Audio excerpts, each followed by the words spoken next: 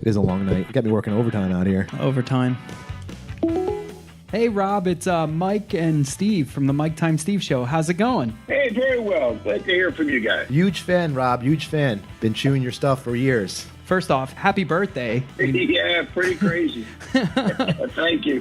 Yours and your gum. So it's been 40 years, right? Yeah, it's funny. When Big League Chew first came out, I felt like Charlie Bucket in the Willy Wonka movie, that I'd won the golden ticket.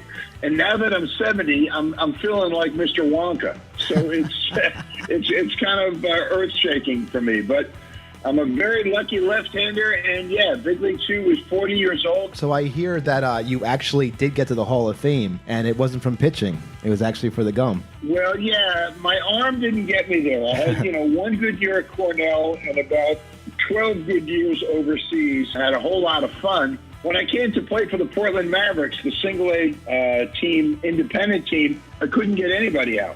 I get hit like a piñata when I came here at the open tryouts. I don't know if you've seen the documentary, The Battered Bastards of Baseball. On Netflix, but right? That's the history of the Portland Maverick team. And I really thought I had great possibilities with Portland, but my arm just didn't have it. No. I had big league head, minor league arm, and I was lucky enough to be sitting in the bullpen when I came up with the bubblegum. And as luck would have it, we are the Hall of Fame bubblegum now. So I'm pretty happy with that. That's great. You created this gum because you didn't like to chew tobacco, right? I tried Red Man once. It was so bad. I was in Johannesburg in South Africa. My tobacco experience was less than 1 minute. And because of it, I couldn't throw batting practice.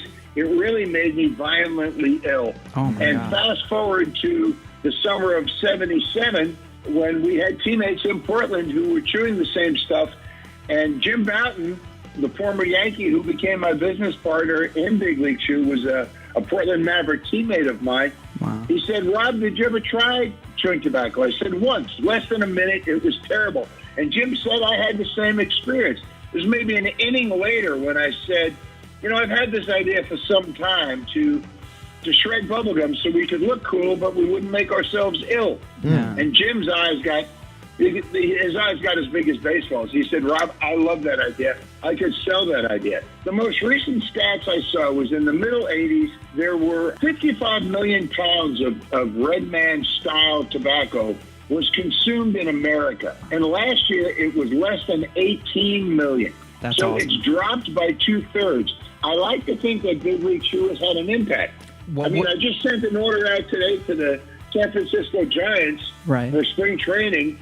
Buster Posey and a host of other Giants love chomping on Big League Chews. I had no idea guys like Lenny Dykstra, those types of players, were even chewing tobacco. I thought they were chewing Big League Chew. And I just remember... That's funny. You're from Long Island, so please, who do you root for? Well, let me tell you this. In April of 1962, I would do baseball clinics or candy shows, and moms and their daughters would come up and say, when are you going to put a girl on the pouch? I said, it's a great idea. I will work on that. Every year I say we've got to muscle down these guys because, okay, it's a nod to a past that maybe was not so salubrious. Right. But I do think the idea of making them more streamlined and more like Corey Seager, who I bring up because he loves Big League Chew. So. What do you think about all the changes that are happening now with the MLB, kind of the shift of now we have so many lefty specialists and the actual shifts with the defensive shifts, and then PEDs not being in the game anymore and how that's changed. And I got to meet Ralph Kiner. I couldn't believe it. Wow, that's awesome. That's one of our. He's right here on our set. He's a bobblehead in the Murph. He's a bobblehead right on our desk. Those kind of like asking who's your favorite kid, but do you have a favorite flavor? First ballot unanimous Hall of Fame podcast. You guys are it. You're the Mariano Rivera of podcasts. Happy birthday. Thank you, guys. Happy 40 years. This is really fun. Yeah, happy birthday, Nelly. Thank you so much. Mike Time Steve Show. The Mike Time Steve Show.